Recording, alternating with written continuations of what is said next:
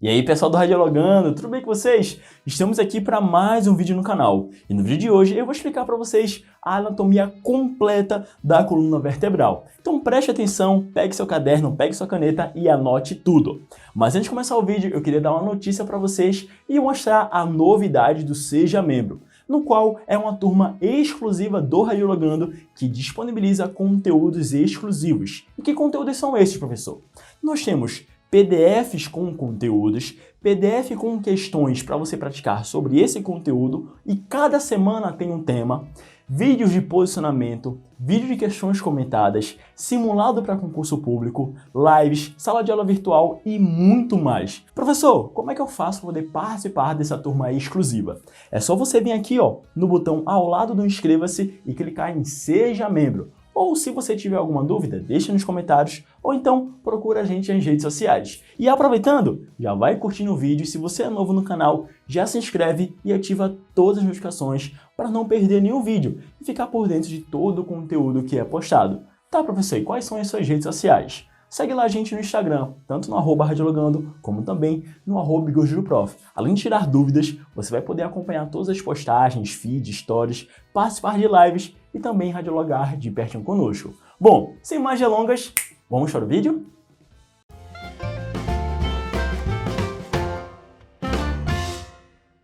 Bom, pessoal, temos aí então a região da coluna vertebral, chamada por alguns autores na literatura também como coluna espinhal. Essa região, por sua vez, faz parte aí de sustentação também de todo o corpo humano, além de proteger estruturas muito importantes e que são vitais para o ser humano, inclusive a região da medula espinhal, principal estrutura aí responsável em relação ao sistema nervoso central. Basicamente, a coluna vertebral ela tem início na base do crânio e vai até a região do quadril, ali em relação ao cóccix. Calma que eu vou explicar para vocês não só o nome dessas regiões, mas também o quantitativo de vértebras entre cada uma delas, além de dizer também algumas características exclusivas em relação à região da coluna vertebral. Inicialmente, nós temos aí uma diferenciação entre a coluna vertebral da criança, que no caso é o pediátrico, e também a coluna vertebral do adulto, de uma pessoa adulta. Isso porque, quando criança, basicamente, a quantidade de ossos é bem maior do que comparado ao adulto. Isso basicamente ocorre porque os ossos, quando criança, eles não estão fundidos, eles não estão associados, mas que no decorrer do crescimento desse indivíduo, esses ossos eles vão se fundindo, tornando-se apenas um, que é o que ocorre em relação à região do sacro e também em relação ao cóccix da criança para o adulto. Então, basicamente, a coluna vertebral ela é subdividida em 5 partes. Nós temos aí a região cervical, a região torácica, também chamada de dorsal, a região lombar, a região sacral e também a região coccígea. Entre cada uma dessas regiões, nós temos um quantitativo específico de vértebras. A região da coluna cervical, por sua vez, possui aí um total de 7 vértebras. Agora calma, eu vou dizer primeiro para vocês o quantitativo da criança e depois eu vou dizer do quantitativo do adulto, tá certo? Então, quando criança, a coluna vertebral aí em relação à região cervical, temos aí 7 vértebras. A região dorsal, tá certo? A região torácica, temos aí 12 vértebras. A região lombar, nós temos 5 vértebras. A região sacral, mais 5 vértebras. E a região coccígea, mais 4 vértebras. Totalizando aí um total de 33 vértebras. Diferentemente o que ocorre no adulto. Que no adulto nós temos aí uma diferenciação em relação à região do sacro e do cóccix. Na região da coluna cervical, nós temos aí 7 vértebras. Na região da coluna torácica dorsal, 12 vértebras. Na região da lombar, 5 vértebras. E aí vem a grande diferença. Na região do sacro, é apenas 1 vértebra. E na região do cóccix, 1 vértebra. Totalizando aí 26 vértebras. Então, quando criança, o indivíduo possui 33 vértebras. Já no adulto, nós temos aí 26 vértebras. Ao lado aqui, na tela de vocês estão conseguindo enxergar basicamente a coluna vertebral de uma criança parcialmente aí da coluna vertebral e também ao lado aqui vocês conseguem enxergar a região da coluna vertebral do adulto, focando especificamente na região do sacro e cóccix, para você entender como é que essa estrutura é apresentada, principalmente em um exame radiográfico. Dito aí essas diferenças clássicas, nós temos aí algumas semelhanças. Por exemplo, as duas primeiras vértebras da coluna vertebral, que estão localizadas ali na região cervical, elas são nominadas, ou seja, elas possuem um nome específico, tal como a região do atlas e axis. Repetindo, atlas e axis. O atlas, por sua vez, é denominado, é um nome atribuído à primeira vértebra da coluna cervical e também da coluna vertebral, seguido aí do axis, que possui uma estrutura anatômica que não vai possuir nenhuma outra vértebra, que é a região do processo odontoide, também chamado popularmente como dente do axis, mas na verdade é o processo odontoide. Levando em consideração a classificação dos ossos em relação ao corpo humano, a coluna vertebral, todas as vértebras, por sua vez, são caracterizadas como ossos irregulares, pois a sua largura, altura e profundidade, elas são totalmente assimétricas, ou seja, não existe ali uma simetria, uma igualdade entre essas dimensões, tá certo? Sem contar também que em quase toda a extensão da coluna vertebral em relação à região cervical, torácica e lombar, nós temos aí uma passagem que basicamente vai permitir com que toda a região da medula espinhal fique. O nome dessa passagem, o nome dessa estrutura é chamada de forame vertebral. Em anatomia, os forames, por sua vez, basicamente são considerados como breves aberturas que permitem a passagem aí de outras estruturas musculoesqueléticas e também com relação a vasos sanguíneos, linfáticos, terminais nervosos, entre outros. Então, na região da coluna vertebral, em cada vértebra, eu tenho aí o forame vertebral. E entre cada uma vértebra, eu tenho os forames intervertebrais. Afinal de contas, a vértebra ela também vai possuir aí os seus respectivos pontos anatômicos. Por exemplo, na região anterior, nós temos aí a região do corpo vertebral. E na região posterior, que é a região de trás da vértebra, tá certo? Nós temos aí o processo espinhoso. Isso você está observando a vértebra de lado. Observando a vértebra agora de frente, você consegue enxergar os processos transversos. O processo espinhoso está na região posterior. Os processos transversos estão ao lado da vértebra, tá certo?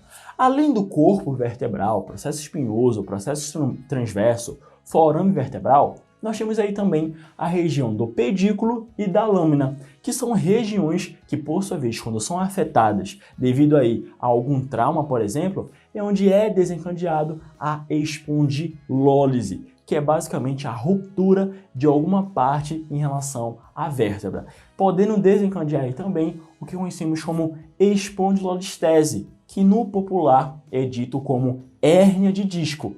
Mas o que seria uma hérnia, professor? Hérnia, basicamente, é caracterizado quando eu tenho algum deslocamento de alguma estrutura em relação à parte anatômica do corpo humano. Essa hérnia, ela pode ser tanto hérnia do disco vertebral, em relação à vértebra, ao osso da coluna propriamente dito, como também em relação ao disco intervertebral, que fica entre uma vértebra e outra. Peraí, você não estava pensando que uma vértebra ela ficava em contato diretamente com a outra, né?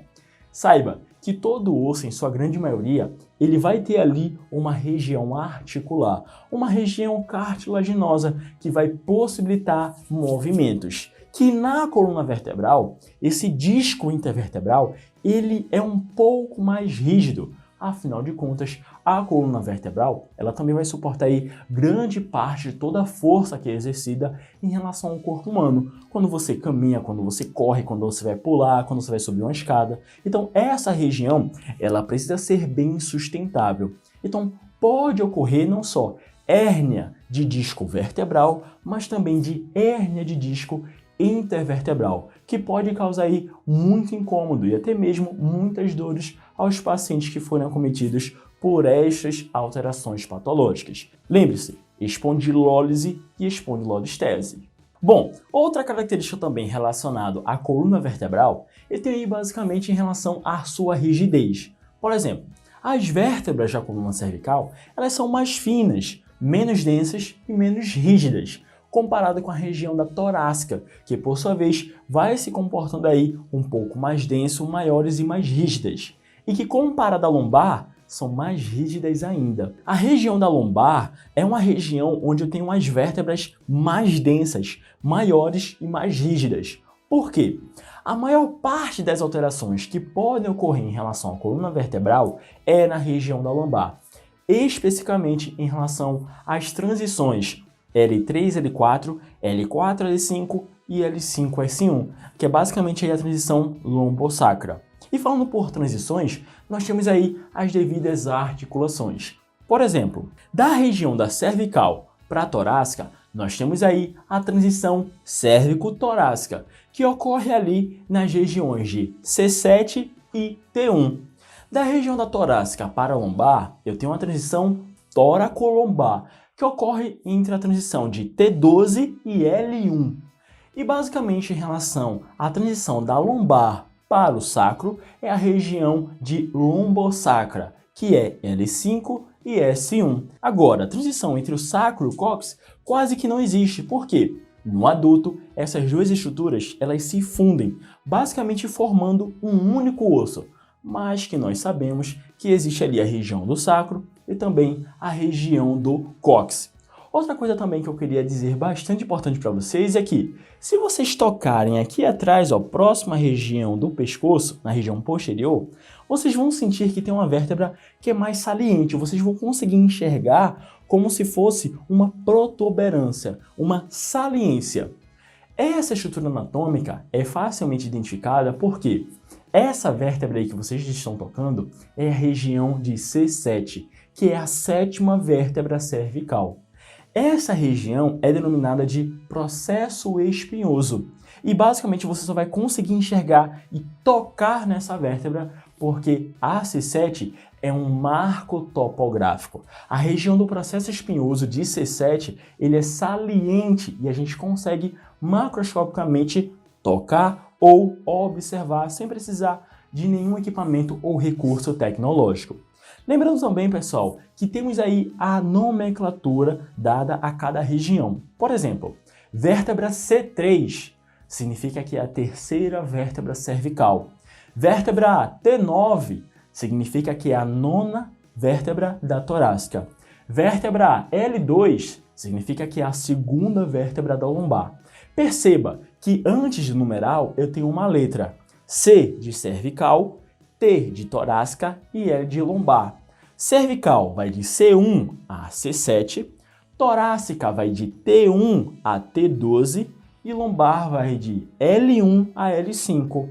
Sacro e cóccix é S1 e C1, tá certo? Mas que C1 do cóccix não deve ser confundido com C1 da cervical, tá certo? Basicamente, quando a gente vai falar de cóccix, a gente fala de sacro e cóccix, porque, como eu falei, são estruturas muito próximas. Além dessas características anatômicas, as suas respectivas divisões, nós temos aí as curvaturas da coluna vertebral, que é normal termos algumas curvaturas. Por exemplo, se observarmos a coluna vertebral de lado em uma vista lateral, nós iremos perceber que a coluna cervical possui uma curvatura, a coluna torácica possui outra curvatura, a lombar possui outra, e o sacro e o cóccix também possuem outra curvatura. Basicamente, a curvatura da cervical e a curvatura da lombar são ditas de curvatura compensatórias ou curvaturas secundárias. A região em relação à torácica com a curvatura da torácica e a curvatura do sacro são ditos de curvaturas primárias, tá certo? Então, ó, basicamente, cervical e lombar, nós temos aí curvatura secundária ou compensatória. A região da torácica é curvatura primária, assim como também a região de sacro e cóccix. Ô professor, mas a cervical não é o início da coluna vertebral? Por que é curvatura secundária? Porque acima nós temos a região do crânio, que vai formar ali toda a região da cabeça e que vai exercer um determinado peso que nós não sentimos. Mas eu tenho aqui, ó, uma curvatura que vai compensar este peso. Por isso que é dado de curvatura compensatória ou curvatura secundária, tá certo? E essas curvaturas da cervical e da lombar também tem um nome, que é uma leve lordose. Bem como a região da torácica e do sacro, temos aí uma leve cifose.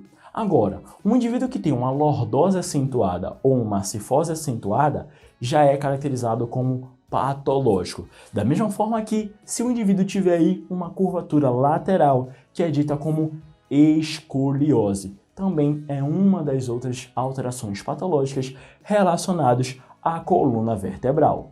Além de todas essas alterações, pessoal, embora o sacro e o cóccix não tenham ali disco intervertebral que possa ali realizar a articulação, essas duas estruturas elas também podem sofrer algumas alterações patológicas relacionadas a trauma.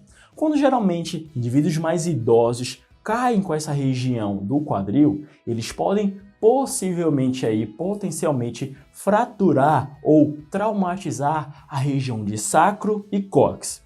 Nós não teremos aí espondilolistese relacionada a sacro e cóccix, mas espondilólise, que é a ruptura, a quebra, a fratura ou fissura da vértebra, nós temos sim esse risco. Nós podemos encontrar essas alterações em relação a sacro e cóccix. A escoliose, por exemplo, não é uma das alterações típicas de sacro e cóccix. Basicamente, então, quando o indivíduo vai realizar uma radiografia de sacro e cóccix, é porque ele tem um histórico de trauma, devido aí a algum acidente.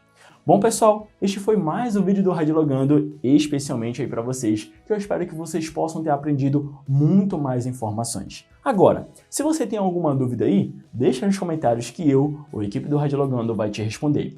Lembrando também de nos seguir nas redes sociais, tanto no @Radiologando como no @IcosDoProf. E também já deixar o like no vídeo se você assistiu o vídeo até aqui e até mesmo se inscrever no canal, caso você não seja inscrito. E outra, ative todas as notificações para não perder nenhum vídeo e ficar por dentro de todo o conteúdo que é postado. Lembrando, pessoal, que se vocês quiserem saber um pouco mais sobre o Seja Membro, é só vocês clicarem aqui no botão que está ao lado do Inscreva-se ou então conferir o primeiro link da descrição, tá bom? Então encontro com vocês num próximo vídeo. Muito obrigado pela atenção e até lá. Valeu!